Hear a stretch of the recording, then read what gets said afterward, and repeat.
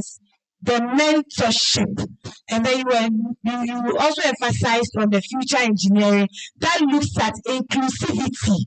Nobody is left out of it. No matter how you are, either you are abled or differently abled, you still have a place or a role to play in engineering. Thank you so much. Can we please give it out to her again? Let her hear it in the United States.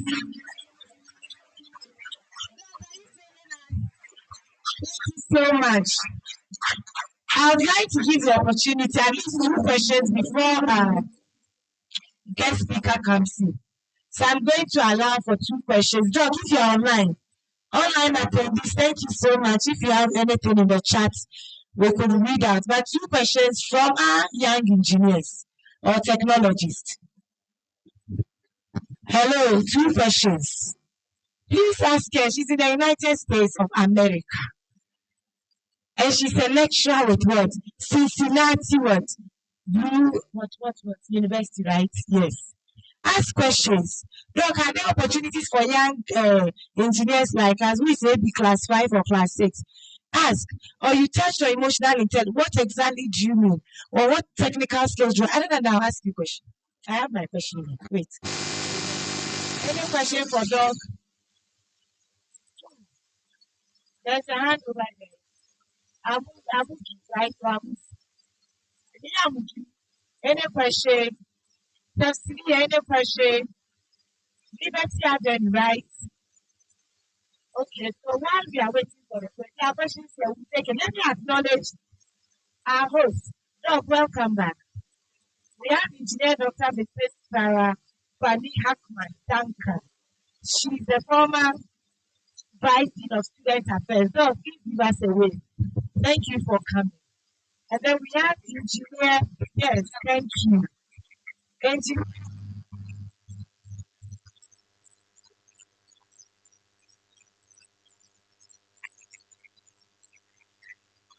As CEO of Answer D Ventures, Madam Doris Teku, please, let's see you. Thank you all for coming. And then we have some of our female engineers from AT and from IET. Let's see by hands our tertiary female engineers. We are not feeling them. Okay. Thank you. So let's take the question. Now, please, 2 questions from Amugi. Please go ahead. Your name and then. Madam, please, I'm Jude. I'm from Aqua from St. Joseph Roman Catholic Basic School. Okay. And my question is, in our country, Ghana, whether we pursue engineering, it's very hard for us to get jobs. Like for other people in countries like Japan or Korea who are really advancing in engineering. So I wanted to ask how we can thrive in a harsh economy like Ghana. Wow, can we shine for him? Shine. Hey, this question needs us to think. Hey, Doc, please, did you hear him? Hello? Dr. Aganjiba. Doc, please mute yourself. Let me repeat the question again. I'm summarizing this. If I don't get it right, you are Joseph, right? St. Joseph. I'm Jude. Jude is asking that in Ghana, when you finish your engineering technology course, you don't have job. For instance, not job in Ghana, how they can also penetrate, like the Asians are doing, Chinese and Japanese. How would they be able to penetrate in that harsh environment?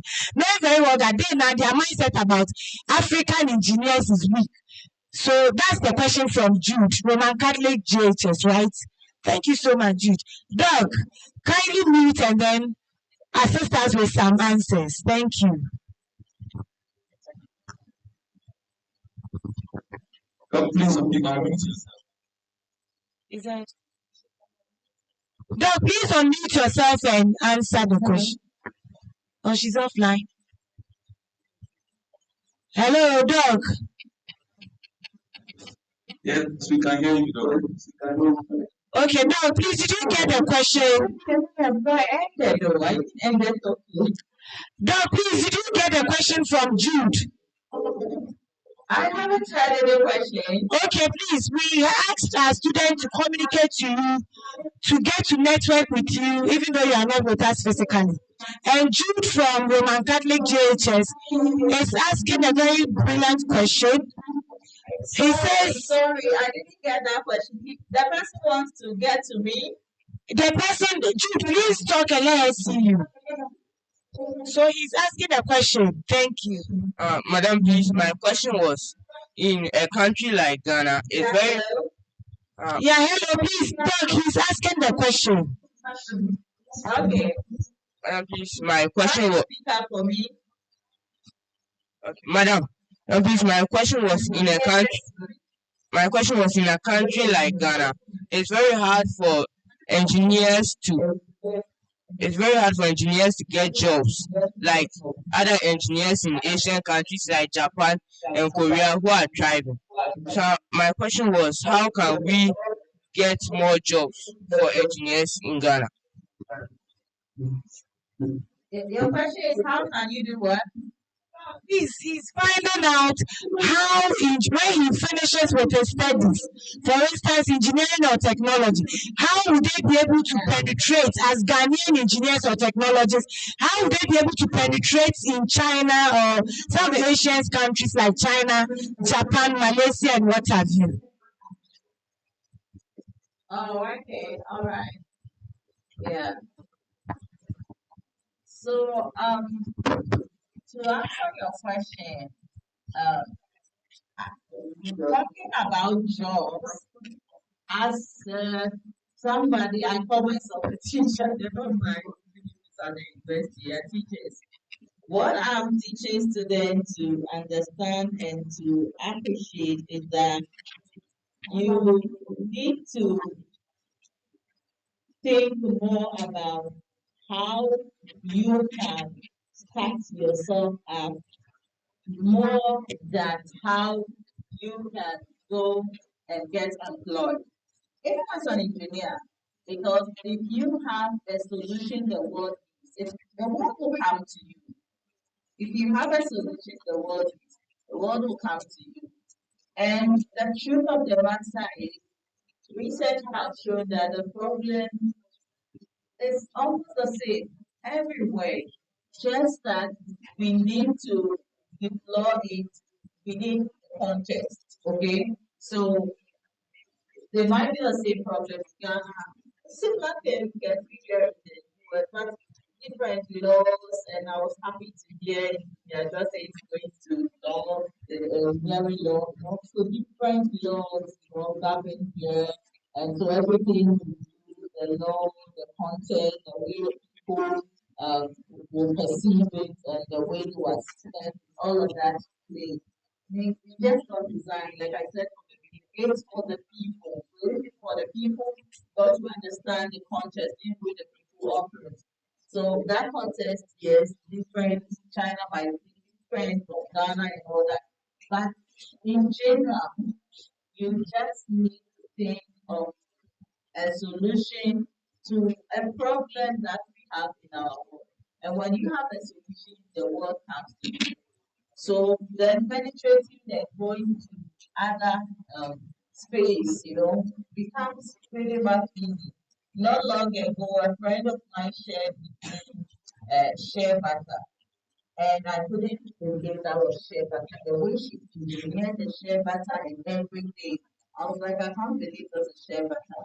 And she just wants to, take it forward. See, how can I get Amazon? It's there. People can buy anywhere in the world.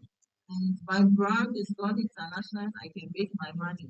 So she says, I'm putting in every quality that meets global standards to make sure I can push it anywhere, leave it there. Because remember today, in terms of what you sell, the solutions you have, it's not about the physical space. You're operating an electronic space where even in Ghana, like when I was in Tapa, I was writing for people in Accra, I never knew whether they have a shop or not.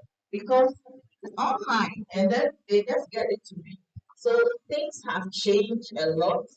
So I don't know if I understood your question. So first of all, just make sure that you are creating, you are innovating, you have a solution that the world needs. And the world will come to you. That's how you penetrate. It's all about the technology, putting it in your social media, one person sees this, trying to explore, like example I gave about this friend of mine, share butter, looking at Amazon, you keep big because everything works for the global standard, and making sure that it's meeting the needs of everyone.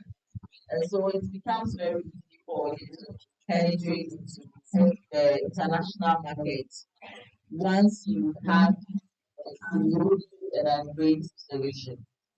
All right, thank you so much. Jude, are you okay? So what Doc is saying is have a solution and the world will come to you. Hello. Problems are everywhere. Okay, so look for the gaps, get a solution that can solve that problem. If it's sanitation, and Japanese will run after you. If it's an app, and I ask you a question. So, in the need of time, thank you so much once again, Engineer Dr. Mrs. Millicent Aganjiba. I hope you stick and stay throughout. We'll be done by 1:30, hopefully. Thank you. So, we would now invite. We have our invited guest. You have a question? Okay, let it be snappy. And then Doc will give us a very snappy answer, quickly. My name is Terras, and I'm also speaking from St. Joseph's RC Basic School. If I finish SHS and I want to do engineering, what courses does it offer in Ghana? Okay, Doc, you know, she used to be at UMAT. She used to be the HOD for the computer science or engineering department, so she can assist. Doc, Terrence wants to find out what courses he has to read at the senior high school to qualify him to get any opportunity to the universities to study engineering. The courses you should consider at SS. Yes, please. To get into computer science and engineering. Any engineering or computer science course, anything related to engineering or technology in the universities, either Ghana or abroad. Anna. Yeah, so if you want to go to your engineering, most at times it's biased, like the sciences. Okay, so if you read program like science, I know sometimes they have other combination. Of course, the engineering, we don't look at course like biology so much, you know. We look at chemistry, physics, elective maths, and some people do combination that they have ICT. Yes, if you want to go into computing field, then we look at the ICT. And there are others like want to do a course like information systems and technology.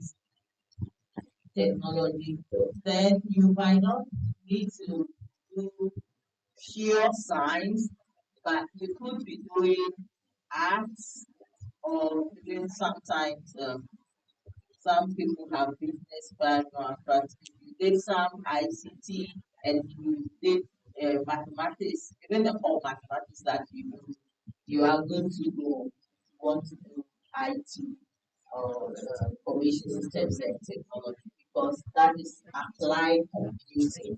So you can go into that space with that kind of background. All right, thank you so much, Doc. Can we please give it up for her? Thank you. Thank you. Thank you. Thank you. So, Terrence, I hope your question is answered. I remember the past administration, they were considering our students who withdrew, I think, some bridging course at the universities if they really wanted to do engineering. That's how come they had these STEM schools and all that. So you consider the science, elective mathematics, physics, chemistry, ICT. This time they bring a lot of combination, geography and what have you. So, sorry, I'm not going to take any more questions. In the need of time, please write your question down. Doctor is on. We'll open up when we are done with the panel discussion, okay? Thank you for understanding. So I'm going to introduce or welcome our invited guest. She's in the person of engineer. Please let me open so that I don't miss anything.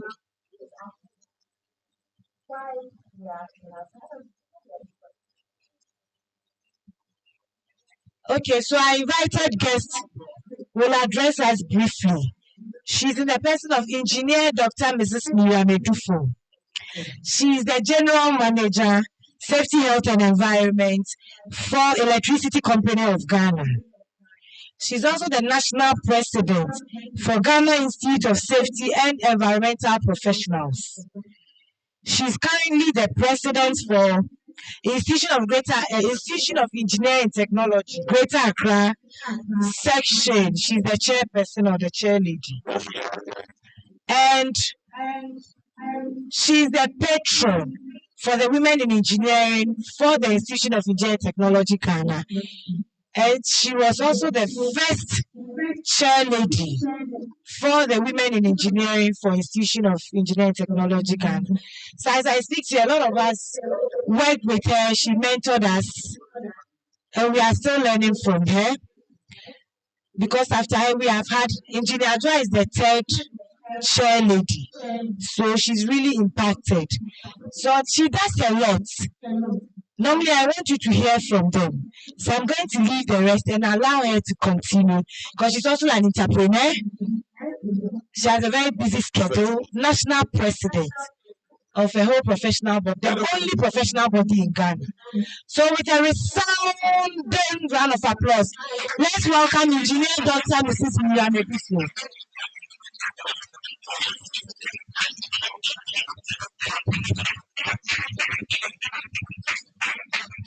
Hello, before our guest speaker speaks, please, there are people here who are still online. That's why we are having the feedback. So please, if you are here, don't be online too, so that we won't be having feedbacks. Thank you. Hello. Good morning to you all. All protocols observed. In fact, my mission is brief. I came as a guest to witness what is happening, and I'm honored to be called here. In fact, our guest speaker spoke a lot about so many things, the branches of engineering and now the Internet of Things, the AI and everything. So it's not like now, if you want to do engineering, you just take electrical engineering and you are going out to PhD to professor and you are done. No. In fact, our guest speaker spoke a lot about so many things, the branches of engineering and now the... So what we are here to do is to help you, mentor you. We were also like you that witnessed other engineers who have made it in life that motivated us to come this far. I was introduced already. Actually, my base is electrical engineering. I did electrical engineering, but over so many years of practice as a maintenance engineer with Electricity Company of Ghana, I decided to also go into occupational health and safety, then risk management. I also furthered it to do my PhD in operations management with Johannesburg, UJ, University of Johannesburg. And you know, becoming an engineer is not just enough. You need to be versatile because of the type of solutions you need to bring on board. So through the various projects I did, I was able to research into hazardous chemical compounds in cable splicing and termination. And I said, if I've been able to do this, then I can also research into different soaps in Ghana and come up with a very good, let's say, organic soap that can also help others. So trying to bring up a solution, I was able to develop an organic soap, multi-purpose soap that can be used for everything, and bath gel that a whole lot of people have testified that now when they bath, they don't itch, all their skin blemishes are going. That is a solution. So due to this, different malls reach out to me that they want their soap. I don't even advertise, but I have commercialized it. I've been able to go through. I've been able to share that solution. So the engineering now, we are looking at human-centered engineering.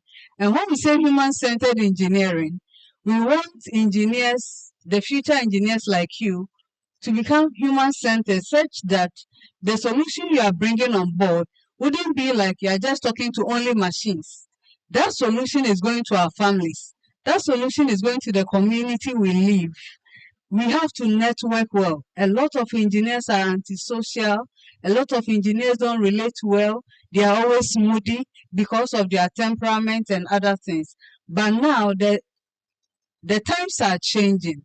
Okay, you can be even at this age at JHS and still innovate, bring certain things on board, because now all the things you are engineering are on the social media. So when you go there, you don't go and look for the bad things. You look for the solutions that you can also align with that can help propel your future. So the sky is your limit. If you want to become any type of engineer,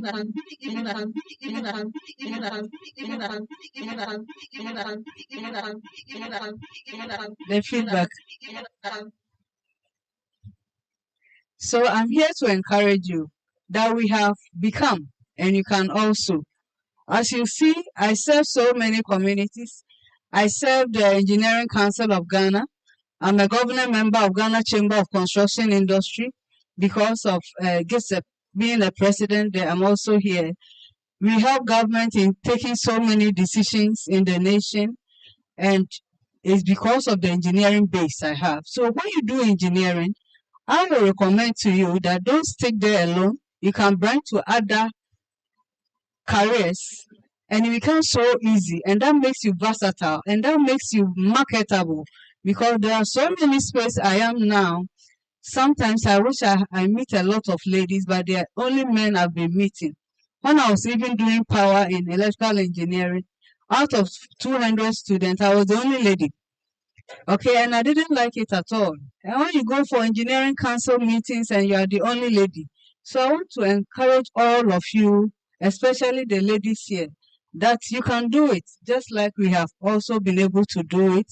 We listen to engineers like you are listening to us, and we determined. You have to be committed. You need to focus. If you want to combine so many things, it's easy, but not easy. There are a lot of barriers from home, from friends, from so many areas, but when you are determined, the sky is your limit. So I wouldn't talk so much. I want to say congratulations for being part of INWAY 2026. I'm happy to see you all. Thank you.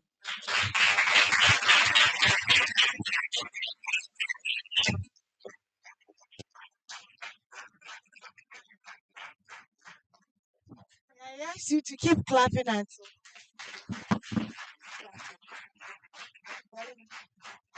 Hello. Hello. Are we inspired? Are we inspired? Are we inspired? Can we give it out again to our guest speaker, Engineer Dr. Mrs. Mohammed? Thank you so much, Doc. We can. People said they have done research, and we no longer want to accept that women, we are multitasking. No. They said women, we prioritize what? Our task. Not that we multitask. We prioritize. Which one comes first? And for us, today, in fact, today I broke that record. If we are starting a program, we say 9. Even if you come at 9:10, you come and we are far gone. But the traffic situation, same engineering issues. You see our roads. Hello? So come and help us solve engineering what? Issues, sustainable what? Issues. If you're a civil engineer, he has to build a road that should last 30 years. It must last what? 30 years. Isn't it? Yes. Electrical engineer. Doc, you are here. Light shouldn't go off. So maybe, do you have a question for her? Why do your light go off? Anyway, please, what is the theme for this year's International Day for Women in Engineering? What's the theme?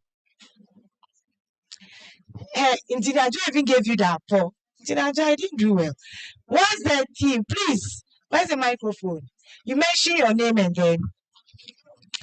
We are just going to the panel discussion straight away. from here. My name is Evelyn Bawa from Liberty Avenue 2 JHS. The theme is engineering intelligence. Philomena. That's correct. I didn't hear. Please, what did she say? The one who said yes, what did she say? She said what? Engineering intelligence. And what was the sub theme? Some people are very smart too. It's when I said what was the sub theme, you see, they are looking there. Looking there. Is there something there? No. Thank God. What's the sub theme? She mentioned it. What is it? Then I have one question before I invite our panel members. But you see, studies are shown that if you sit for 1 hour and you don't do an activity, you contribute either bad cholesterol. In fact, there are so many things that will begin from your feet up until your internal organs. And we've sat for too long. And so we must do an exercise, isn't it? Dog, do you remember that exercise? When we're having that process, oh, and you didn't see me. Hello, we will dance, okay? But what's the sub team? Hey, we dance. What's the sub team? Right, let me follow it up with my question. It's a very interesting question. You have heard from engineers, so we must begin to think like engineers or technologists. True or false? Somebody was asking, I did introduce myself. Is it true? Hey, it's better late than never, right? Okay, so the question to you this morning is, if you could invent a machine or an app to solve your biggest daily annoyance, what will you do? Your biggest daily annoyance. They ask you to invent a machine or an app to clear that thing that annoys you every morning. What would be that thing? What would be that app or that machine? Then I begin to mention schools. Amugi Avenue, are you here? Are you here? Adabraka St. Joseph Basic School, are you here? Oh, what yes, are you here? Islamic Institute, are you here? Oh, yes, why? Oh. Amogloshi, are you here? I just want the school that will vibrate the room. Tafsilia Islamic School, are you here? Hey, Naminya Mudin, Mobesa. Liberty Avenue, are you here? Yes. Thank you. Please shine for them. Shine, shine, shine, shine, shine, shine, shine, shine.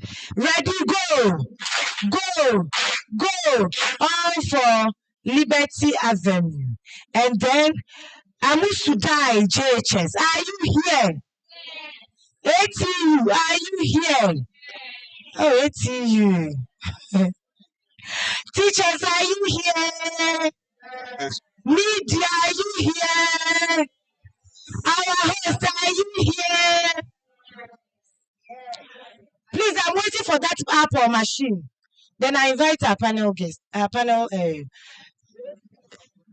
Okay, can we be outstanding? I ask you anything that annoys you in the morning. It could be sweeping, washing, carrying those, and you've been given the opportunity now. Invent a machine or an app. Can we be outstanding? See, you answered. What do you think we can do for them? Did we spell our body with 8? That would be best, isn't it? Okay, so we are going to spell our body with 8, okay? But before we do that, give me a high five. High five, high five, high five, high five. No. Chicken. Then get somebody and do this. Friends forever. Family forever. Engineers forever. Technologists forever. Long life forever. Money forever. Women forever. Now, women forever, isn't it? Me, I debunk that thing that they say women we are our own enemies. We are never our own enemies. Women, we come together as one community. We will move mountains. Is that not so? Hello. So I'm going to begin. Look at me. I'm not going to use the mic. So when you are doing that, I follow it together. Like this. 1 plus 1 is equal to 2. 2 plus 2 is equal to 4.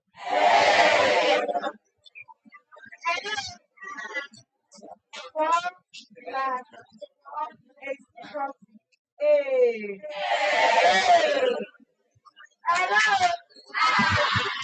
Pardon me, I was being biased.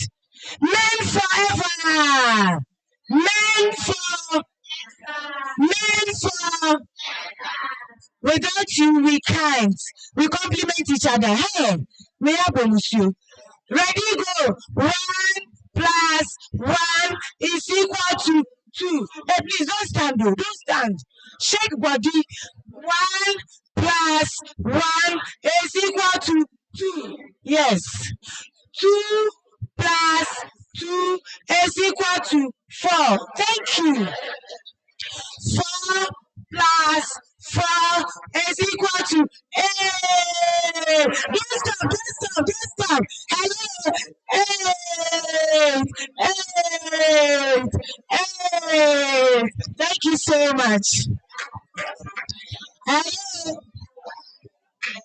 Are you feeling the heat? Are you feeling the energy? Yes, so in no particular order. Well, Aja, please, can I get a list of my panelists, please? Engineer Aja. Please, while we get the list, I'm still waiting for the machine or the app. There are so many. You see, we went to Cape Coast. Yes. Where's the microphone? You introduce your name and your school, okay? Please, where's the microphone? Auntie Sabrina, please, you have the microphone. Yes. Engineer Aja.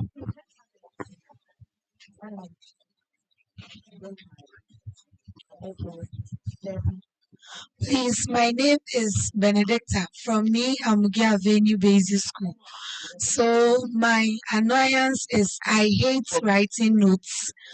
So when I'm being asked to create a machine on an app, I'm going to create an app that is going to convert the speech that the teacher is going to say to a copy form for me to read. She said, well, please, I think Engineer Ajwa. She said, create writing notes. So she wants what? An app. A speech. Soft life. So please, write it down and then you bring that app. When next we meet, God willing, next year, you come and display that app. And we'll help you what? Publicize that app. We'll even help you in that research. Then you help me. Clap for him.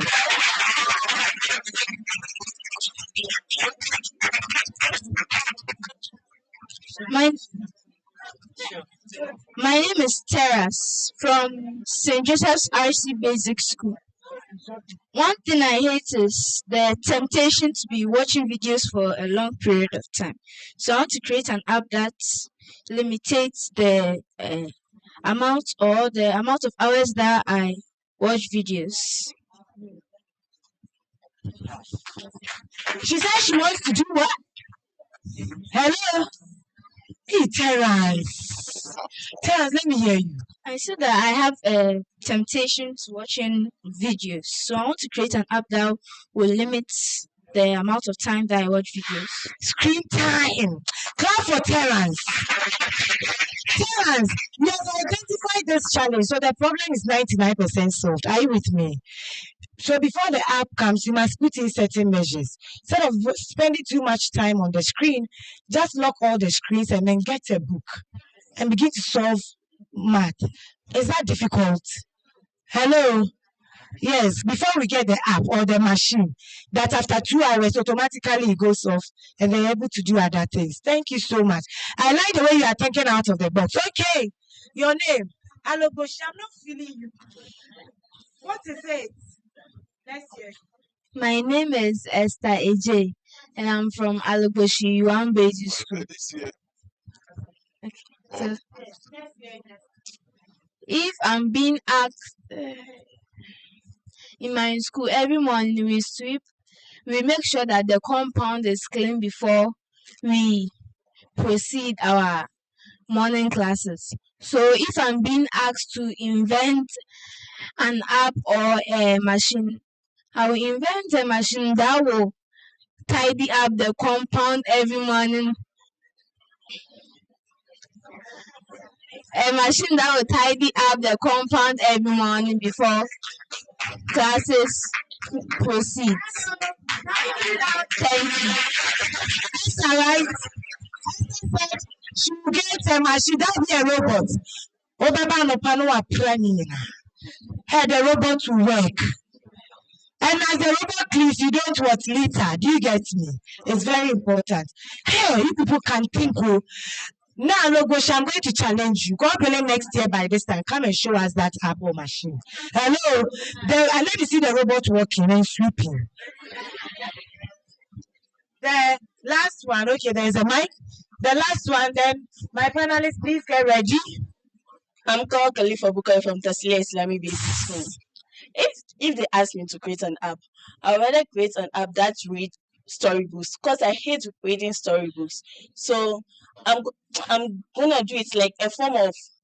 I'll just take a picture of this one storybook and send it to the app so that it can come in a form of music for me, like something like that. Snow White and the what? 7 drafts. Not Snow White, not 7 drafts. Hey! Can we clap for her? Please don't just say it here. Mean it and begin to work at it. Are you with me? Do it.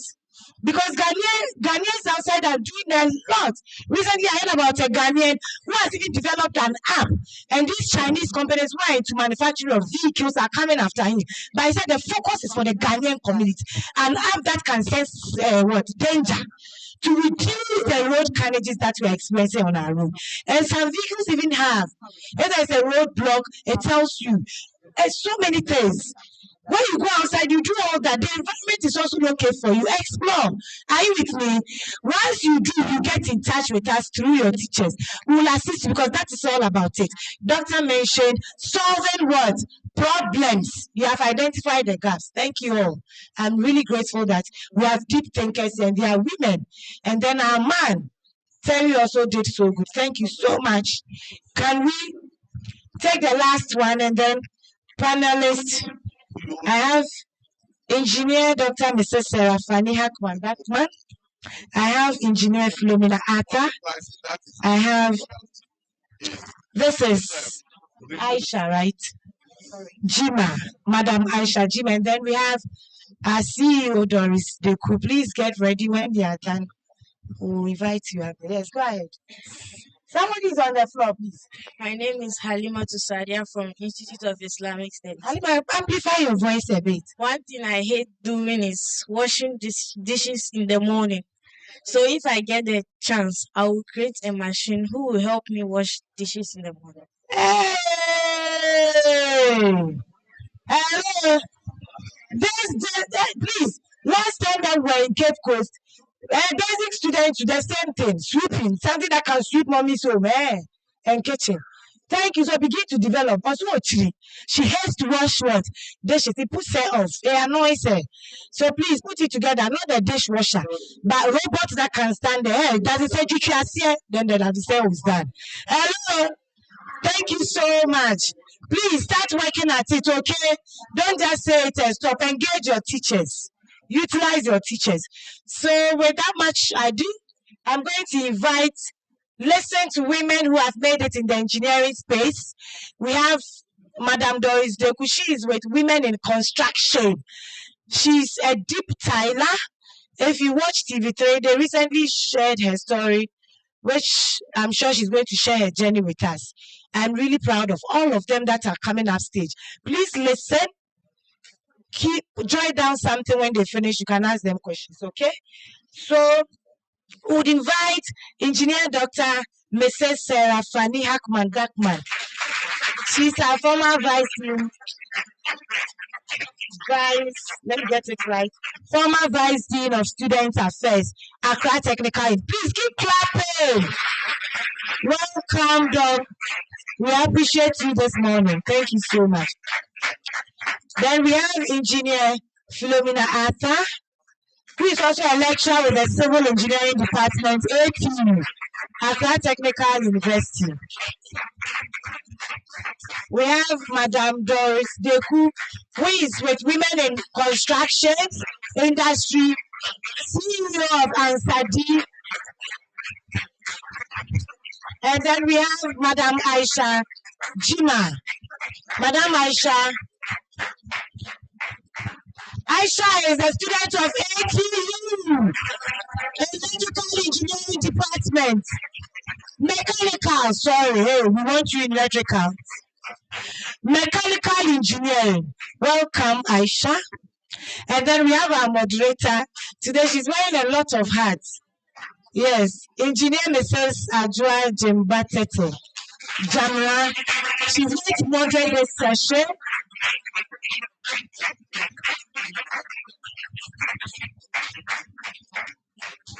So it's a 30 minutes discussion. Okay. All right.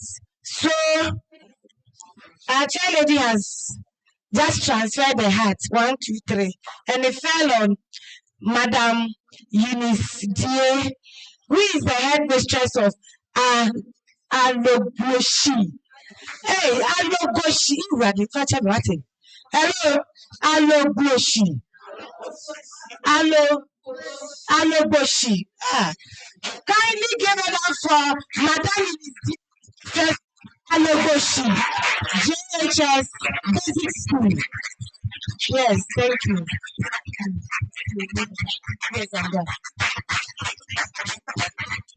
So, Madam is also going to have a perspective about, because she knows the challenges you have in the basic or upper primary words. So she will let us know. Then as female engineers, technologies that are gathered here online, maybe they may have solutions to how we can even maybe talk to the Ministry of Education to look at our curriculum. That's also in order, isn't it? So thank you so much, all of you. Our online attendees, you are not forgotten. Thank you so much for sticking and staying through. We appreciate you. Please pay attention to the panel discussion. If you have any information, you can send it via the chat box, or when it's time, you can unmute. We invite you to talk. So thank you so much, moderator. Thank you very much. And so please clap for our MC. She's refusing to introduce herself, but I will do so. So our MC is actually a woman of great caliber. She is the Vice President for the Institution of Engineering and Technology, Women in Engineering. She's also a trainer at the ECG training school, right? She's also the treasurer for GISA. In fact, she's also wearing so many hats. And the funny part is that she was also my SS mate. We re-met through the Institution of Engineering and Technology. Let's give it up for Engineer Madina. All right. So let's go to business. We have just 30 minutes, so we'll make it very snappy. I would like very briefly just introduce yourself, tell us what you do, and then we'll move on from there. So we'll start from Doug. Thank you very much. I'm Sarah Fanny Hackman Duncan. I'm mostly into water and sanitation engineering. That's what I teach in. And we have few projects in clean environment and then clean productions that we do. Thank you.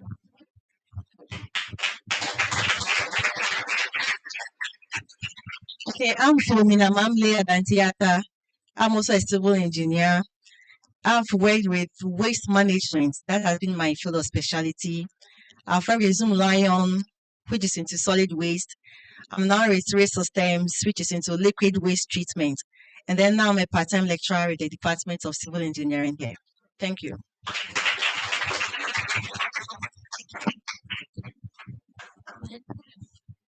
Okay, man. Hello. Yeah. So my name is Doris Akwesia Duku.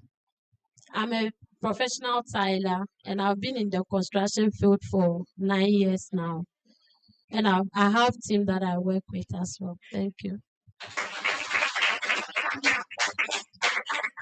I am Aisha Giwa. I'm a mechanical engineering student in Accra Technical University. I'm currently in my second year. Thank you.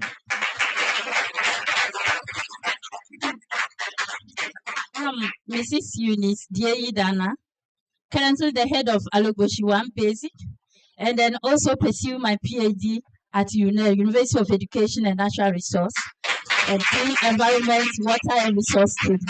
So I must say this is a real right call for me. I'm learning a lot, and that is going to help me. I'm just sitting here, I'm changing my direction on my thesis just to help me in that.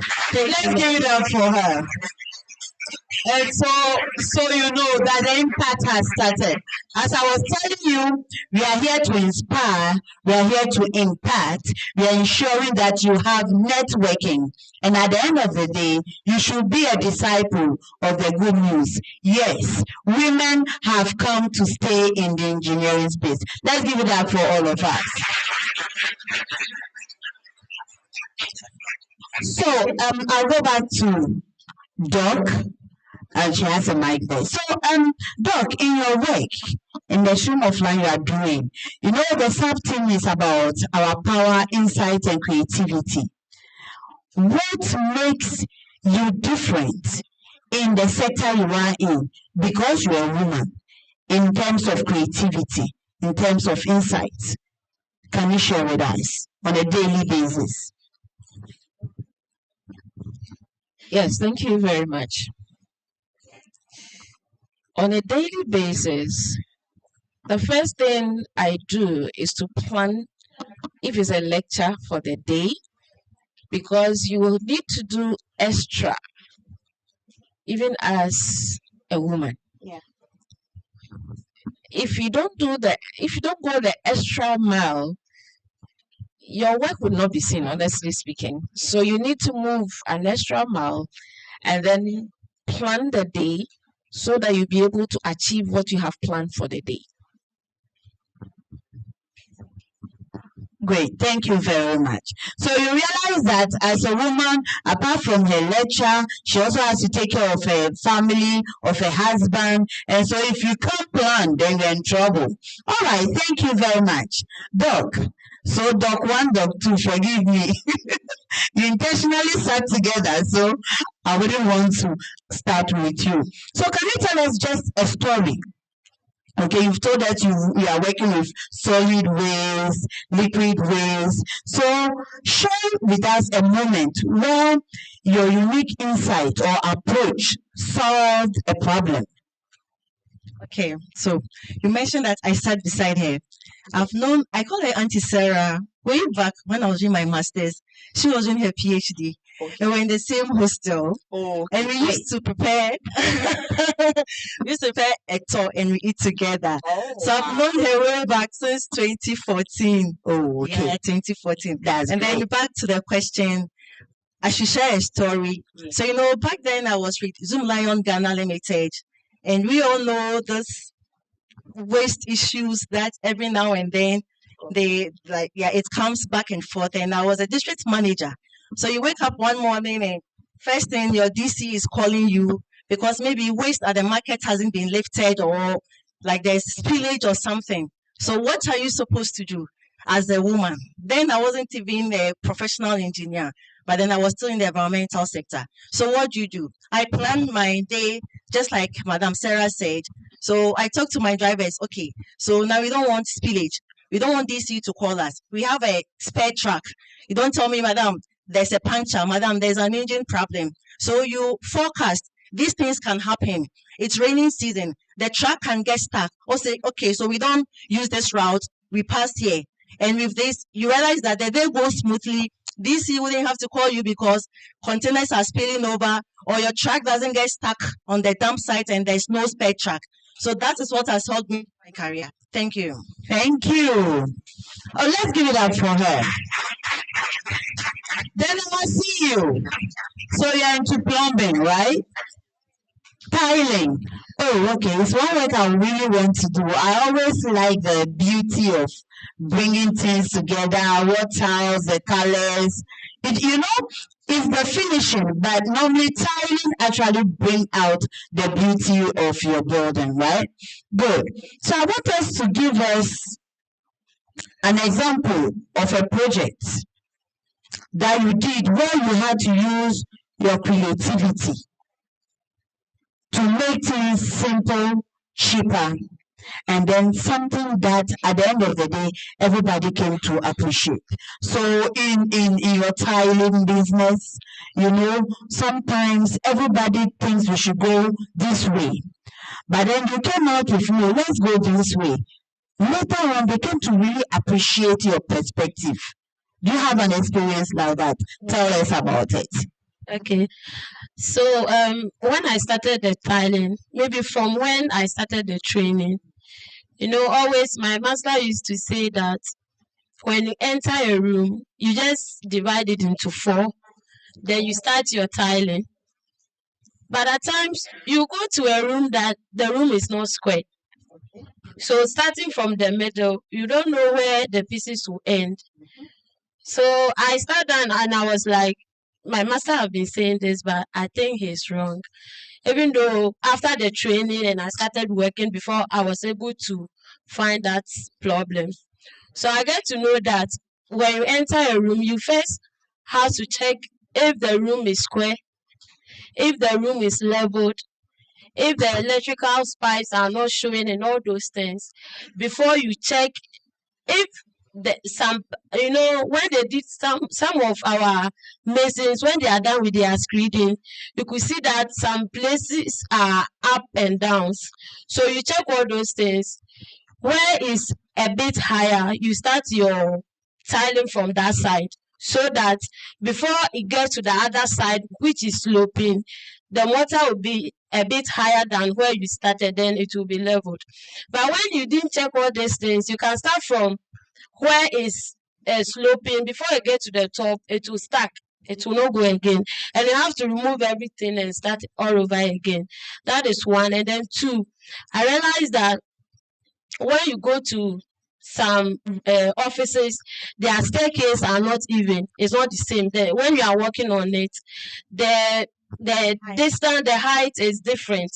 So I sat down one day, I was looking at the steps, I don't know what to do, and one of the engineer came to site. I was then working at Ghana Institute of Ghana School of Law at Makola. Okay. They were doing renovations and their staircase was very bad. So when the engineer came, he asked me, their staircase are not even. What can I do?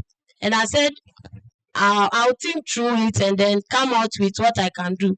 So he told me that the best way I can do or correct it is to start from the top.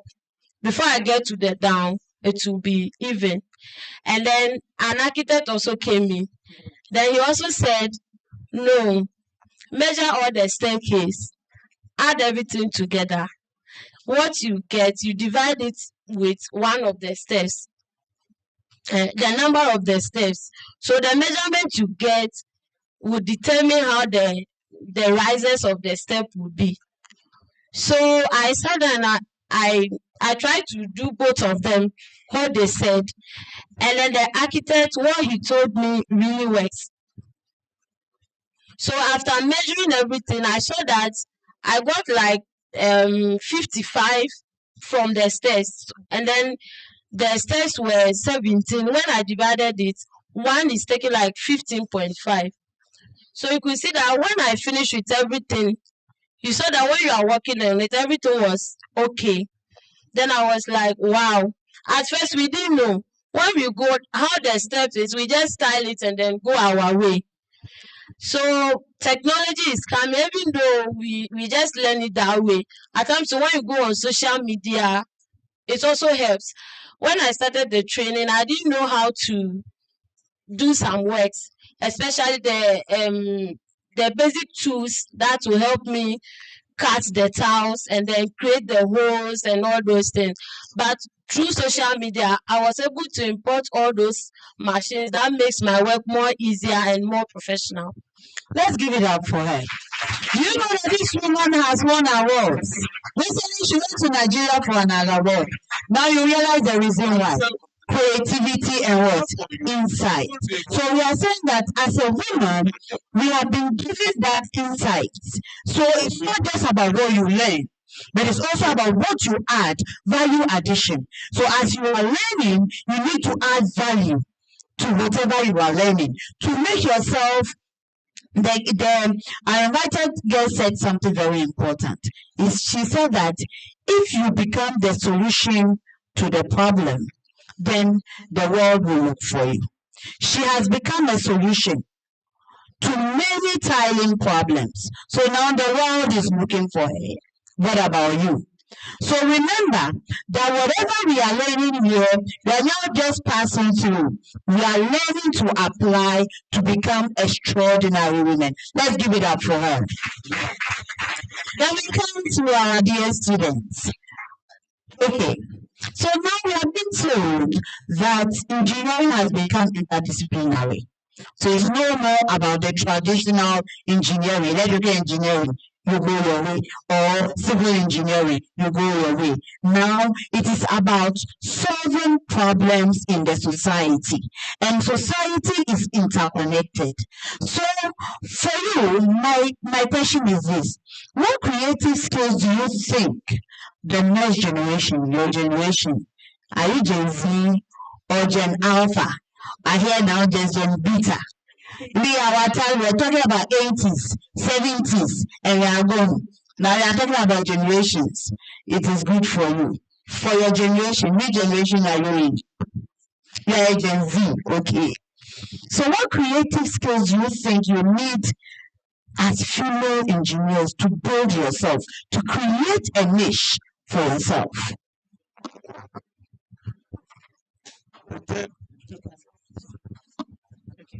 Hello. Okay, so in my generation, social media is here to stay. Okay. So one skill I would urge everybody, every female to learn right now is content creation and also storytelling. Because in this generation right now, in order to go far, is through social media. So if you learn how to tell a story behind your engineering success, if you learn how to portray what you do in the engineering space in a very nice way, you will go really far very fast. So that is one skill that I'll urge every female in particular to learn, both content creation and then storytelling. Secondly, most female in my generation right now do not like to do the hard things. They like to leave it for the men. So one thing I also urge the females to do is learn how to coding, computer-aided drawing. You don't see women in these spaces. They leave it for the men to do it for them. When it becomes complex, they just tell the men to do it for them. But as a woman, you will stand out. Imagine telling a story and then you create something with a computer-aided drawing application. You create it and then you are telling the story of how you created it and all your failures and everything. It makes people notice you very, very early. And then by the time you realize, someone has just picked you up from somewhere and taken you to the ends of the world. So as a female in this generation, learn how to tell a story, learn how to create content, and have hard skills that no one can take away from you. Thank you very much. Even my panel also. I'm tempted in your generation now. You say, "Oh, I don't know where that's coming from," but I'm tempted to all everybody. Oh, let's all them all. Oh, you're just so wonderful. That's great. So remember, you need to create content. I think our keynote speaker said something. As engineers, we mostly isolate ourselves. It is our machine that is all. It is the work we are doing that is all. But the world is a social world. It's non-global. And so whatever you are doing, you can't hide yourself and do it. You need to tell people about it. That's where the storytelling comes to play. So you need to sell your story. make it believable. Let people want to buy the story. I think that's so good. Thank you very much. And then we come to, I'm not going to mention your school's name, please. It is a no-go. But our head teacher. So for you, I want to say this. I know you are not an engineer, but now you're aspiring to be one, right? You change the scenario. In fact, the PhD topic and everything, abstract and everything, we are changing everything. Yes. So for you, I will say this. For a JHS or SHA girl watching this panel presently, what's one creative habit or mindset, let me put it on mindset, that you will tell her to start building today? You have been nurturing them. What mindset should they have if they want to enter the engineering space? Thank you for the opportunity. Before I start, I would like to acknowledge the presence of my deputy director in charge of supervision is here with you, Mr. Kege Afra. Oh, let's give it up for the He's here to come and see what is going on. Great. Yes.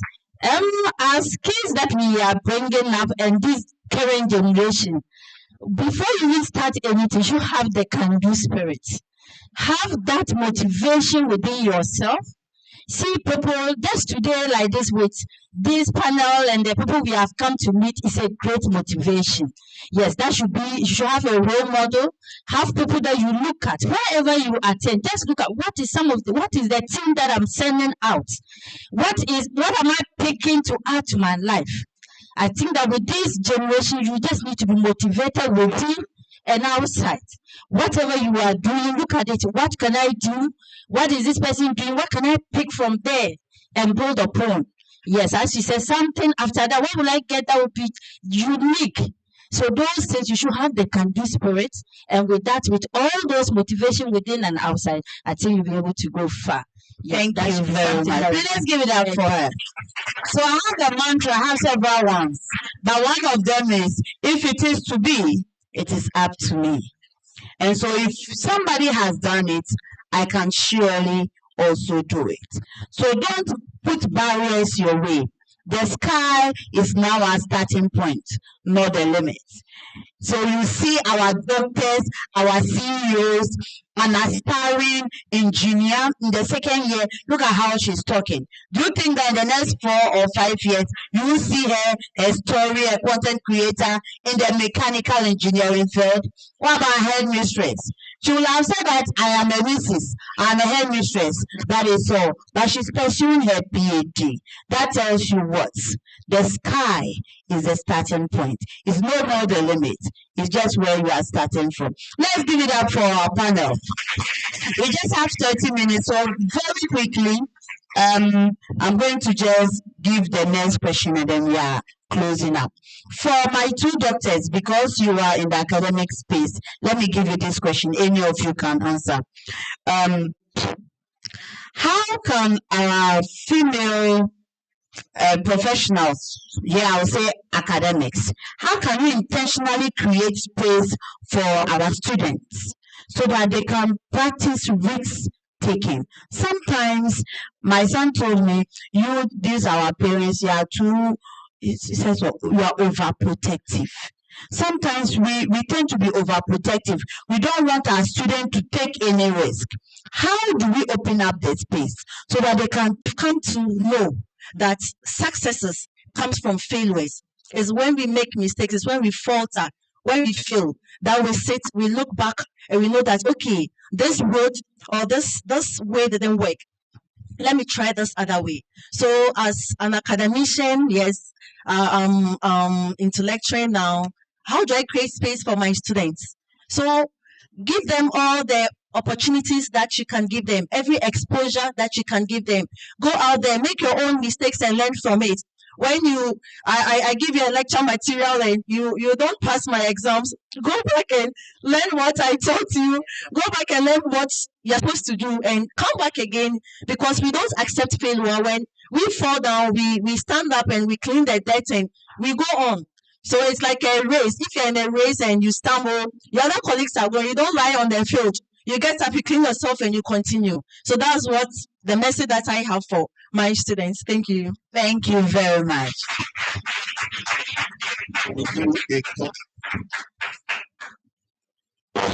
Somebody So I would talk about the type of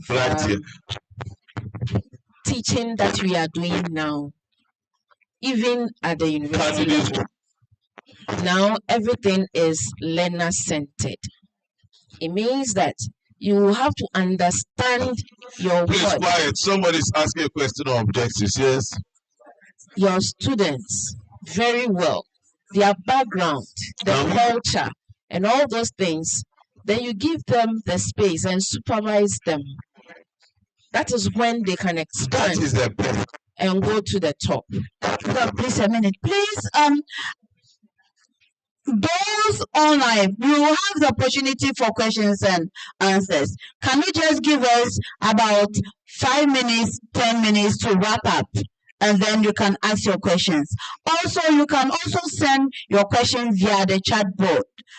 You can send a message, it will be read and answered in due time. Thank you very much. Can we please mute ourselves? Doc, please go on.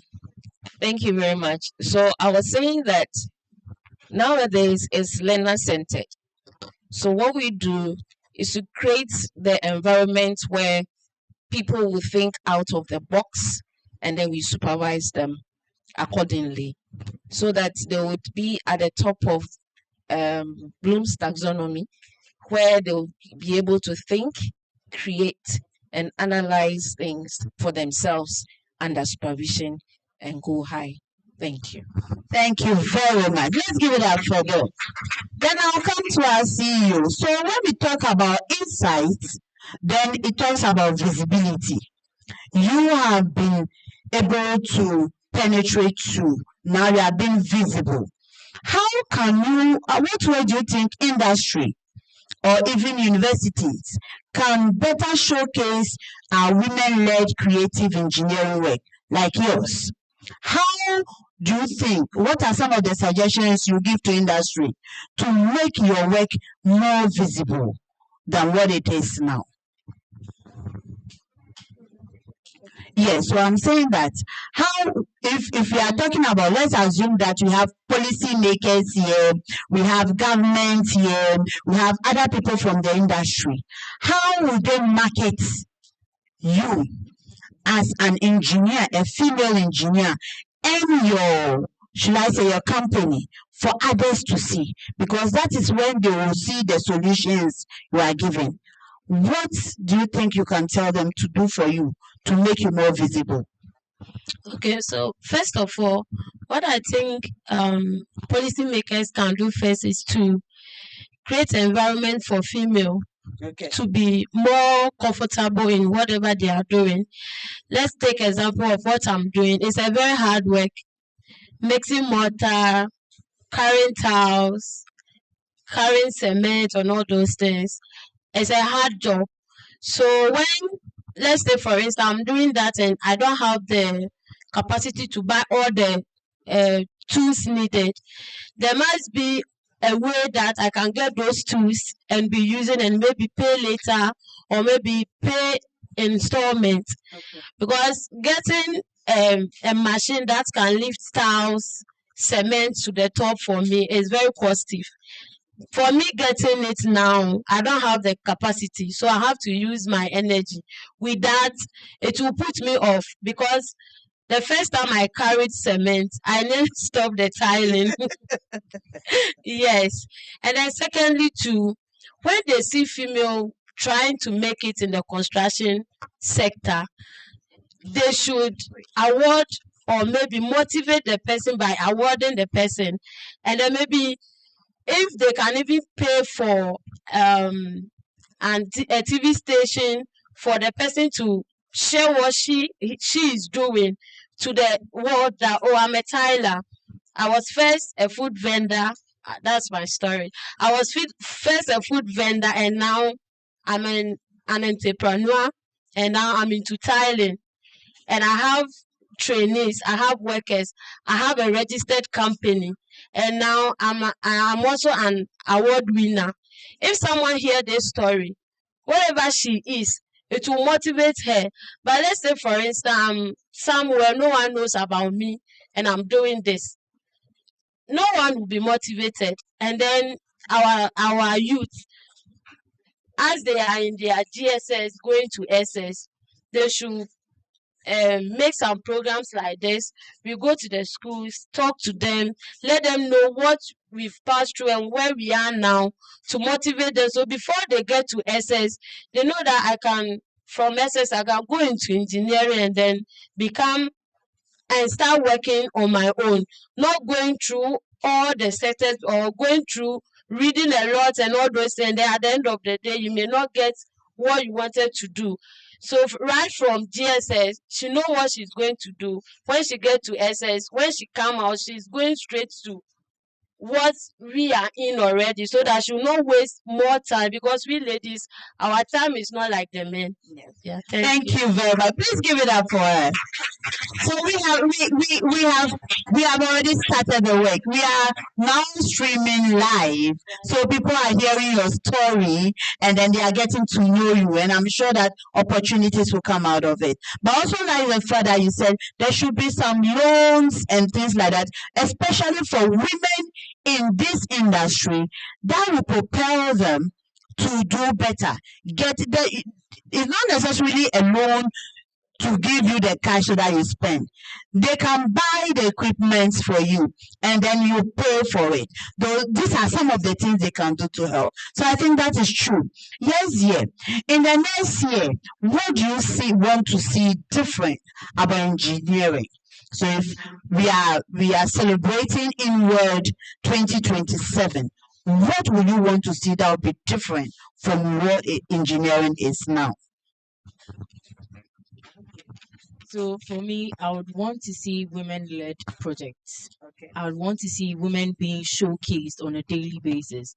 I wouldn't want to have a female engineering program being something new that we have to inform people to attend to. I want to see programs that are female engineering programs that are so normal. Like, it's something that is so normal. If everyone comes out to do something, if every female engineer comes out to lead a project, to do something in the engineering space, it shouldn't be news, because so many women have done it. That is what I want. That is the future I want to see women in engineering. It's a beautiful future. Let's give it up for her. We are praying that as we started, that it won't end here, but it will be something that will be repetitive. It shouldn't be something new, as you said. It should be something that is done on a daily basis. There shouldn't be, they said that women are doing something. It should be, this is normal. I mean, this is a daily occurrence. And I think it's a great dream. And we are all dreaming same. So taking the year into perspective, hopefully that is going to change. But it doesn't come from all of us. We need to change the scenario. We need to change the status quo from our end for others to join up. All right, I'm going to end with you. So tell me, what problem? You are outside our space, but then you see daily things that are going on. What problem do you think needs an engineering solution, but because it doesn't have the woman touch, they are losing it? Is there any problem like that? And you think that maybe it is because there are no women in that sector? That is why maybe they are not doing it right. You are not an engineer. So I want you from an outside perspective. What do you think? Thank you for the opportunity. Since as an environmentalist, I would like to go to the environmental side. Okay. Yes. We have realized that there are several interventions and all those concerning sanitation, all those, but I think there's still a great problem there that needs engineering touch there. It's very needed, because when you still look at the country, look at so many areas, and there are a lot of things that, especially when we take Accra into perspective, and we look at the garbage and all those things that are there, is too bad and so faulty that I think that if women-led engineers on that aspect are there, I think that it will bring about a greater change, because we are the mothers. We start from the home, and I must say that the rubbish and all those, we start it first. So if we are also women-led, we are led there as policymakers, as engineers that are on the field, technocrats, and what have you. I think the problem will be halfway solved than we see in Ghana now. Thank you very much. Thank you very much. Let's give it up for all my panel members. I think we have done justice to the time given us. I don't know, we are giving just about 5 minutes because our time is up. For our audience, is there any question you want any of my panelists to answer? You have just 5 minutes to do so. You can raise your hand up. We have about, yes, one. Can we have a mic there? So please be on your feet. There's another one right in front. There's one at the back. Please, you have to come forward. Remember, we said visibility. So you need to come forward and ask your question, please. And then tell us who specifically you want it to go to. Or if it's a general question, you can also tell us and anyone can answer. Yeah. Thank you very much. I came in quite late, but then when I came, Madam was speaking, Madam Tyler. She said that when she started, she was working with a company, and then I was following a bit. But then when each and every speaker was speaking, they said the word will come for you. I completed SHS quite a long time, but because of some crisis, I wasn't able to come to the tertiary. And then I did quite a number of scholarship programs that I had the opportunity to join the Ghana Institute of Engineering.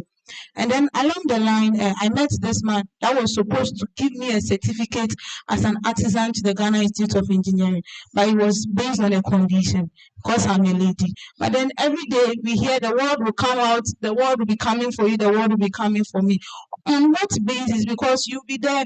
I remember vividly, His Excellency has given a lady opportunity at Volta. Yes, she was doing something. She had the opportunity to work with them. If she was at home, she wouldn't get that opportunity. How did we even get that opportunity that would expose us that the world will get to know us? My question again, Mommy, is that something that we can do something to help our community? We can start in our society. I'm actually a female electrician. Should somebody see me on the pole right now? They report me to the ECG. I remember we had a problem in my house and I tried fixing it. They thought I was tampering with the ECG meter. If not that I had a relationship with ECG, they would have reported me and I have no say. So how do we start this in our societies? Because we don't have anything guaranteeing us. Thank you very much. Thank you.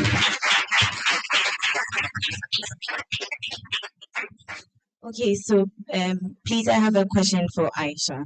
Your name and your school. I am Jeffrey Clark Mainter from ATU Mechanical Engineering. So Aisha spoke about content creation. I want to ask her, in what way can content creation contribute to innovation, knowledge sharing, and professional development with the engineering industry? Thank you. Okay, thank you. There was a hand here too. Yes, please come and ask your question. We'll take the first three and then we'll answer and then we'll take the next. Please, my name is Blessing, and I'm to Aunt Tyler. The work is very difficult. What inspired her to do that work? Because she said mixing the things, carrying the mortar, it's very difficult. What inspired her? Thank you. Thank you. So we'll start with the last question.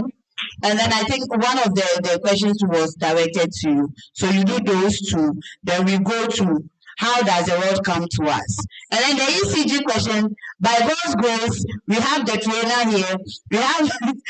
We have ECG gurus here. They will answer you, right? So let's hold on. Yes, let's start with you. Okay, so honestly, I may not say I don't know if it's something inspired me, but let me share my story in a very brief way on how I entered into Thailand. Okay, so I was first a food vendor. I sell food. So I had an NGO. This is all about we taking opportunities serious. I had an NGO. They were training youth in construction. That time I cook bamboo from the house, carry it to the site and sell in an estate. I saw a guy tiling and I approached him. He told me that tiling is not meant for ladies. And looking at how my color is and how beautiful I am, even if I learn it, I'll not use it as my occupation because I may not want to stain my body. So I worried him for a while, but it's like he's not ready to listen to me. I continued with the food, and then later I met this NGO. I wanted to choose styling, but I remember what the guy said, and I chose interior decoration. Then later you were all gathered like how you were all seated, and then we have trainers around. They were all sharing their story, like how I'm also sharing mine. And then I got inspired. They were like, we want you to do something different, not you to do what others are doing. And I was like, no, I have to change this thing because what I selected is not even from my heart. So I told them that I chose interior decoration, but I want to try tiling. Do you know why? Because of what the guy said. I challenged myself that no, I will do this and see what will come out of it. The first day I went to site, it wasn't easy. You are even fatter than me. When I started this training, I was very slim, very tiny. Those who know me 2016, 2017 will test to that. My master was like, he said, this hand, can he even carry a bag of cement or half box of a towel? The way he did, the one training me even discouraged me. But I told him that, sir, you are able to train other guys to become professionals. So why can't you train me? He said, because you are a lady. I can't waste my energy on you. I was like, okay, let's see. Me, I'll not stop this work. So you have to make up your mind that you have a trainee that you train to be a professional. You see, I always challenge him, not maybe in this, I don't disrespect him, like as a ministry, then I say it out. Then he was like, okay, let's see. So at times, my master will not be on site, then I'll go to my seniors. How do we do these things? How do you hold the machine? How do you hold the cutter, the hand cutter, the electric machine and stuff? So they were even the one training me more than my master. The training was just intensively for 6 months. But see, I didn't take it for granted. I told myself that this is my future because I wanted to go to school. There was no support. I wanted to learn a trade that was a hairdressing or sewing. There was no one to even send me there to like support me. But when this opportunity came, I said, someone is paying for me. I have to take it serious. So that tomorrow when they see me, they will be proud of me. That's what I told myself. So when I started the training, I was feeling back pains, body pains. But I told myself that Sika will maybe. Yeah, that's what I told myself. So despite the pains, because I know how the future will look like, I know it's not difficult. It's not easy, but I close my mind on everything someone is saying. Some people say you are coming to site to look for a husband or a man. You are there to change men because looking at how I am, they don't think I can do it. Even my master. After 6 months, we did internship for another 6 months.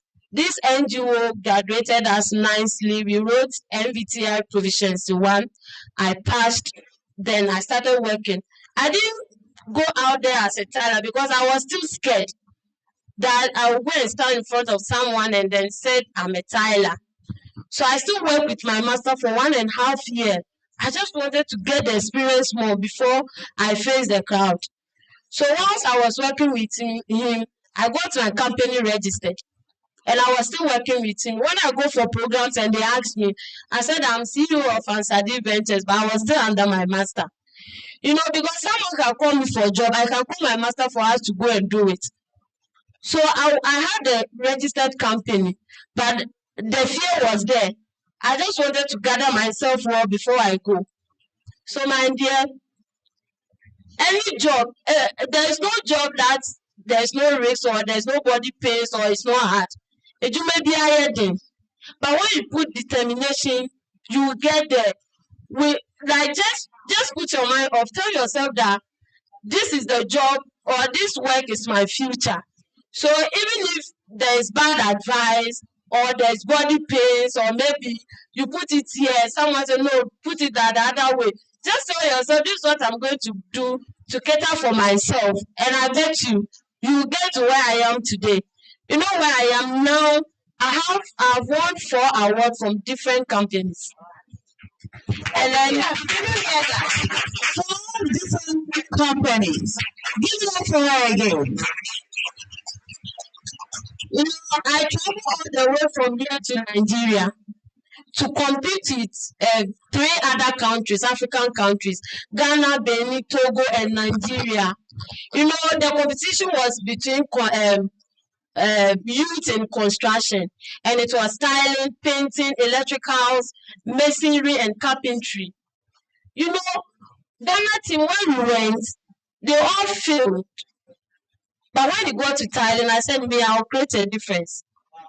So through the taxes that was given, Ghana won the tiling competition. I said, I was so proud of myself that I told myself that many dollars there. My story must be different. Let's give it up. Let's give it up. That is tenacity. So when I won the competition, they asked me, were you surprised that you were emerged as the winner? And I said, no. I wasn't surprised because I know I'm the winner. Because when I started, I was looking around, looking at what they are doing. And I know that the design I made is different from others. And I explained myself well, so I know. Then they were like, hey, this lady, you've come, pa. And I said, yes, I know what I'm doing. So my dear, if you know what you are doing, and then you have the zeal for it, and then the determination, and you might think the scandal, but where I am now, I'm chopping my nail. Yes, I'm chopping. Yes, I have about 18 ladies that I'm training in Thailand, and then I have 10 guys I'm training in Thailand. For the workers, I call them when I need them because I want the trainees to learn it well. So when we go to say, do this, do that, then I directed them to do it. So my dear, they want with India, you can do it, okay? Thank you. Thank you very much. I think she said it all. So for the one to see you and come to you, it means you also need to take some steps. And it doesn't mean that she didn't face challenges. But if one door is closed, another one will be opened. Tenacity is the word. You don't have to just close up your mind because you had one challenge. It doesn't happen that way. We'll call on Dr. Amelia to talk on the ECG issue.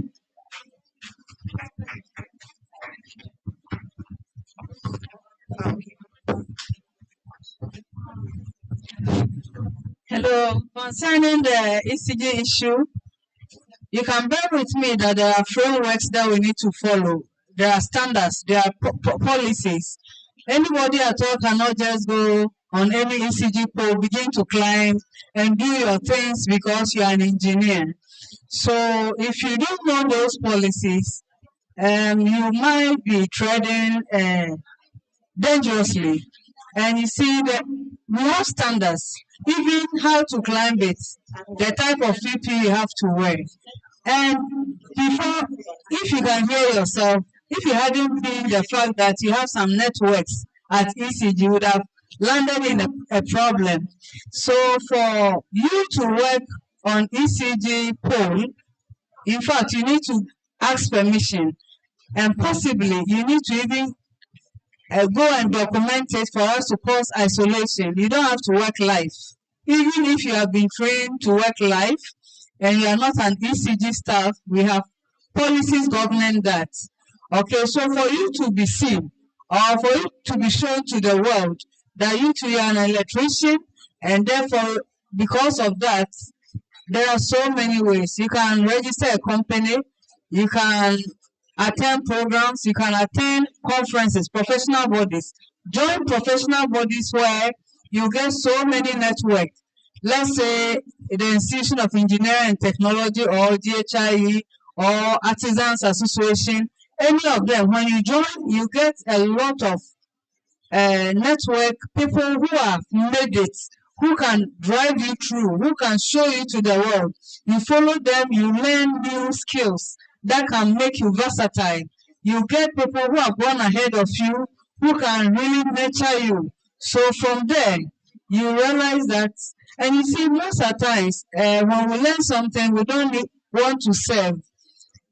Service leads you to your next level. But these days, what we see is that people say profit before service, but it's rather service before profit. If you don't work, you don't get paid.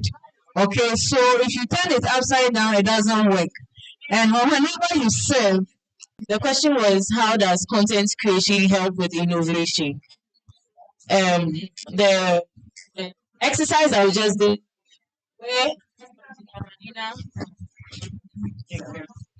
where Engineer Madina was telling us to think about something that we want to do, right?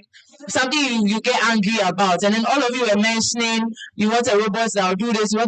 Imagine you are not in this seminar, or you are not here, and you are at home, and you thought of this, and you're like, I want to create a robot that will sweep my house in the morning.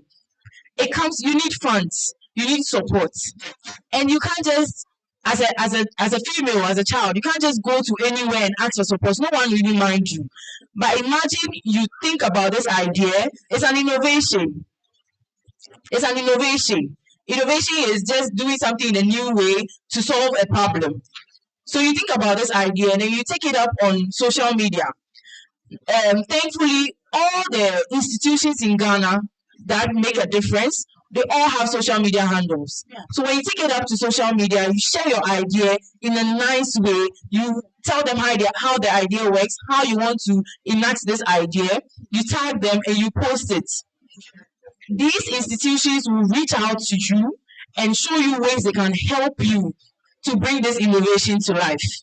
So that is how content creation helps with innovation. It helps to put your idea out there and also get the support that you need to create these ideas. Thank you. Thank you very much. Let's give it up for all our panelists. I think we've done so very well. And so I believe, are we inspired? Are we inspired? Your yes doesn't show that you're inspired. Your yes is more concentrated on the files you are receiving. Are you inspired? That is better. And so, yes. I'm just giving, everybody's going to talk 30 seconds. Your final say, 30 seconds, everyone. There's another set of questions. Please. Okay, I'll just make it snappy. I wanted to touch on the lady's question that we said that the world will find you, the world will find you. How does the world find you? There is this insurance company. Their motto is, if it must be done, it must be done well. And I work with that mantra. You know, at times we do things and we think, oh, no one is watching. I don't matter here. No one knows me. So let me just do it anyhow. But trust me, everything that you do, people watch. They might not say anything, but they are watching you. They are seeing you. And then in this age that social media has come to stay, everything that you do goes out there. But you need mentors. You need someone to mentor you. At times someone will tell you, no, don't go this way. Do it this way rather. Add this one to it. Go and see this person. These days they say that yes, we need our degrees and all. But sometimes you just need someone to hold your hand and tell you that go and talk to this person. Tell this person that said come and see him or her. He should give you a job. For that. So all these are opportunities that come our way. Where I'm working, my service personnel. One lady came there, she was doing national service. No, she came there as an intern first. And because she worked hard, when she applied for national service, they took her. She finished national service. Organizations, if they'll give you opportunity to study outside scholarship, they'll tell you you should have been with us for 5 years or 10 years. This lady finished national service and like within 5 months Also, there was this scholarship that came in Russia, and she just applied. And she's in Russia doing her master's. People have been in the company for years and they'll be like, I don't get any opportunity. I don't get any opportunity. So just around you, look around you. Any opportunity you get, grab it. You don't pay for it. If you apply and you don't get it, you didn't lose anything. You understand? So that's the little advice I'll give you, that yes, the world will come for you, but you have to position yourself where when the world is looking for you, they should find you. Thank you. Thank you very much. So somebody told me something. It's when opportunity meets preparedness. If there's an opportunity and you're not prepared for it, you cannot be successful. So yes, place yourself somewhere where you can be seen, but you should be prepared for the opportunity that will come your way. Let's go to the next set of questions. The last set of questions, then we go online and we are closing, please. Please, I want to ask. Okay. When we were going on, we all knew that like this engineering thing is for boys and men. So in my home, my cousin wanted to become an engineer, but her parents were like, this is not the work I want you to become, or this is not what I want you to become in the future. And they discouraged her and told her that this field is for boys. So I want to ask, how can I convince my parents to allow me to go into the engineering space where people think it's meant to be for men? Okay, thank you very much. Yes, the next question. Today we have been on the positive side of technology and the engineering. So, what's your name first? Sarah. We are listening. So I want to ask, what are some negative effects of technology or some disadvantages? Okay, thank you very much. There was a third person. Oh, that is it. All right. So we are going to take those two. You say you want to take the one, the how to convince my parents. Then you take the technology. Any of you will. Thank you very much. I'm happy that I'm with the education sector, and I would like to say something on that. You realize that currently this curriculum has changed, and I think that's also one of the key factors. The curriculum has changed into so many fields that I'm even happy that my sister has spoken about her field, her career, and all what her achievements she has made. So with the curriculum currently, I think if you have that anxiety or that interest in you, and you start and come out very well, especially in the sciences, I don't think it will be difficult for your parents to find to be convinced that you should want to take this a technological or this engineering course, because when you look at it, with now we are exposed to so many things. The curriculum helps you to unearth your talents. So what I would like to say is that start it now. We have so many facilities. We have so many things that we are supposed to do in the school that you can unearth your talents now, and that will lead you there. But with the current curriculum, it paves way for that. And I think if you really take it well, your teachers are able to identify you, they can push you, and then you get there. Thank you very much. Thank you. So, you said all the positive things about engineering. I didn't know negatives. Okay, so I'm just trying to think, what are the negatives of engineering? Well, let me narrow it to my space.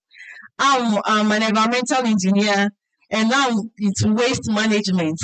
And waste is something that we don't use and we throw away.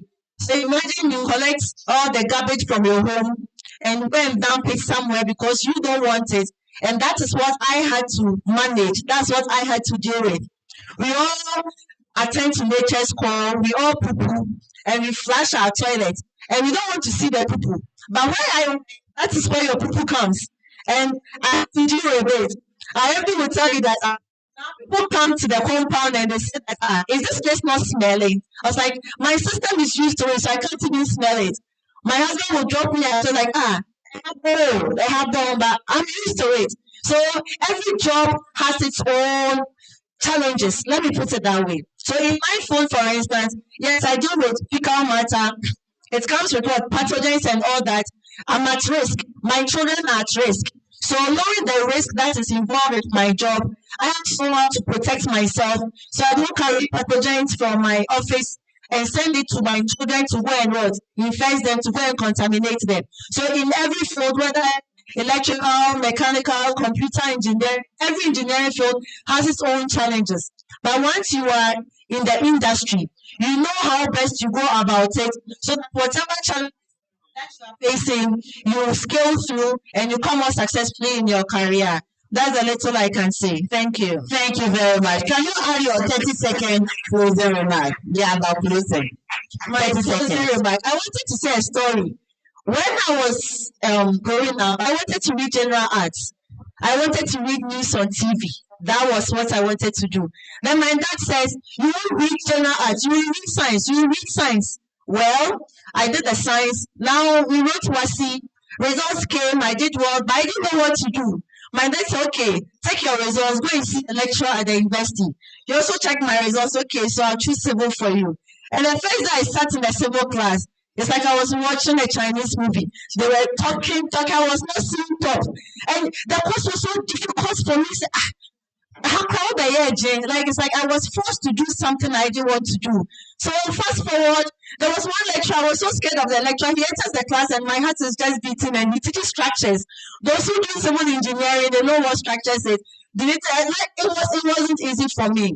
But through the course, I realized that okay, a part of it was easy for me. When we did water, when we did environmental engineering, when we did water distribution, okay, environmental quality, okay, those courses are cool. Then I was doing my national service with KMA Waste Department. I realized, the director did civil, deputy director did civil, and then waste management. Oh, I'm good to go. And that was me from there, Zoom Lion, and I find myself here. So here, my dear engineering is sweet. I'm always thankful to my dad. He forced me to read science. Honestly, imagine they call you and they add engineer to your name. How does it feel? Someone says she's a lady engineer. It feels so good. So trust me, when you see lady engineers out there, they offer some kind of respect. You get it. Every profession is good, but when you hear a woman is an engineer, it's add up to it. It's a icing on the cake. So don't be discouraged. It's tough. Yes, the courses are difficult. It will stretch you, but we've done it. We are all here. We've been through it, and you can also go through it. All right. And we are also beautiful, aren't we? Yes, please. Well, what I want you to think about is be intentional about being an engineer so that nobody will tell you can't be an engineer. You can always be an engineer. From the beginning, that was my dream. I'll be an engineer. Then somewhere along the line, I stopped learning. I stopped learning because I thought nobody paid attention to me. Out of the 5 children, I was a middle born. So when the last born came, another lady, nobody noticed me, even though I was first and second. So psychologically, I lost track. Nobody was bothered. So me too, I wasn't bothered. I didn't know it was my own life. So fast forward, after O levels, the results were good. But after 6th form, I failed all the subjects. So how did I get here? I wrote the papers again and then moved through it. So because of that, I couldn't do the engineering as originally planned by myself. I went to do chemistry at UCC. During the chemistry, even first year, I was still being lackadaisical. Then the results came, and my first semester CGPA was 1.55. Do you know what it means? It means that the little thing I do, I'll go home. I still didn't understand until a friend of mine said, hey, watch out. Where you are, you can easily go home. And for you, I know that you can go all the way. So why are you not learning? What is going on? A whole lot of things were going on in my life at that time. But because she said, you can do it, why don't you sit up and learn? I sat up and learned, and I started changing the scenario. So what I'm saying is that sit up, when you have the intention, still sit up, learn, gather yourself, and move. Even when you fall, get up, move again, because by all means, you will see the light at the end of the tunnel. Thank you.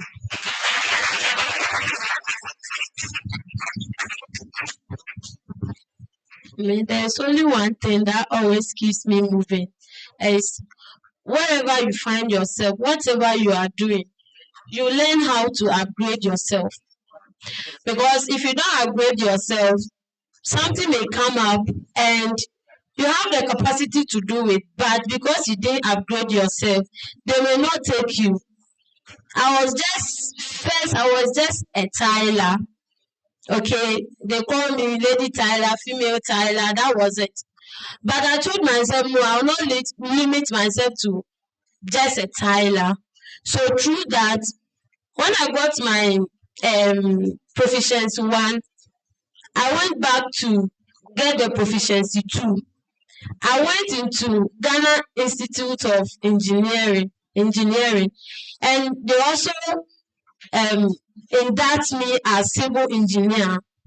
So you see, even though I didn't go to school that much, but because of what I'm doing, I use that to upgrade myself. I told myself that before this year end, I must to get NVTI National Certificate 1 and 2. If I get this, I can go to any training institution and then polish myself in the engineering sector, and I can come out as an engineer without even going to senior high. So whatever you are doing, just try your possible best to upgrade yourself in everything that you are doing. Then you can also meet the market. Even 2030, you can still meet the market because you are learning, you are upgrading yourself. So when new things come, you learn it, then you move forward. Thank you.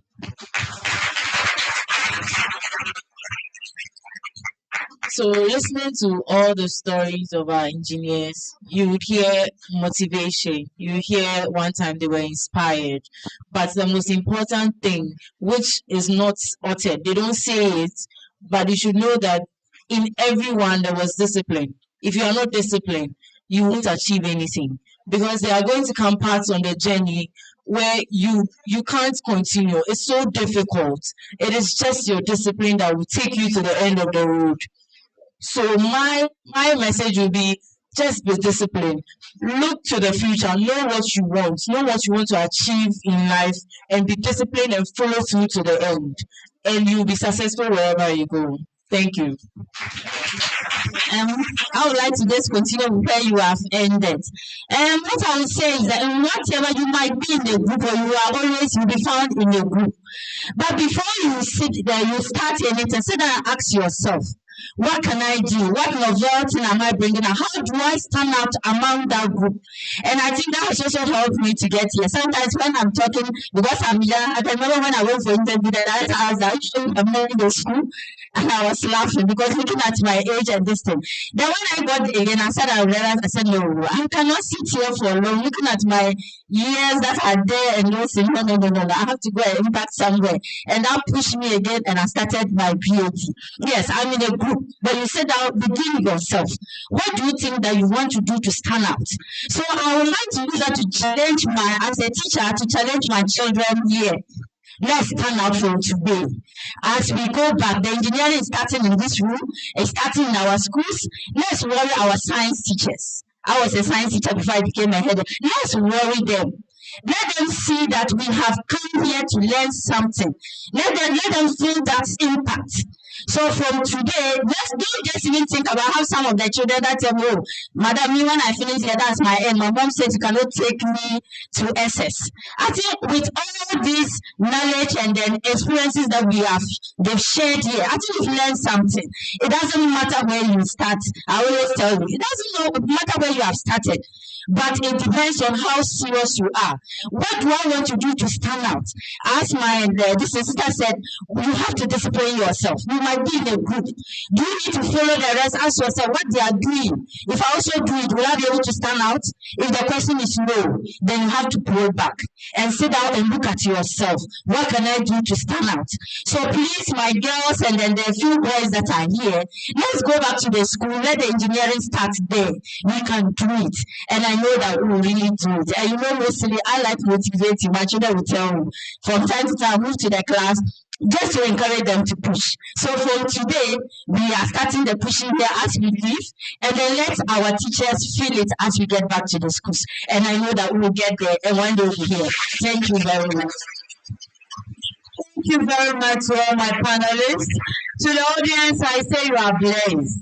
With all this you have heard, it is up to you. Whatever decision you are making, it is up to you. Nobody can live your life for you. It is up to you. Nobody can make you disciplined. It is up to you. Nobody can make you stand out.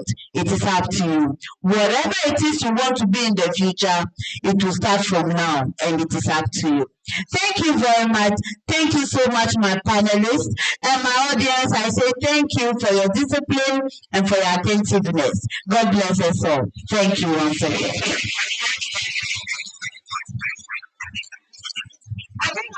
Hello, please be there and let's take a photo of her. Hello, where's our photographer? Please give it to the moderator and the panelist. Please be there. Thank you so much. And resounding, so that we see it in the picture. And resounding round of applause. Please come forward. My gentlemen, be ready to pack the chairs from here. Thank you.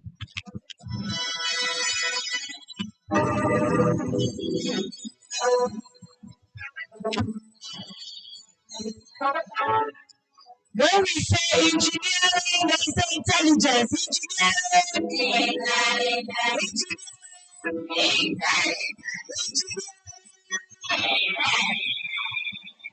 Thank you so much. So we have a slogan from here.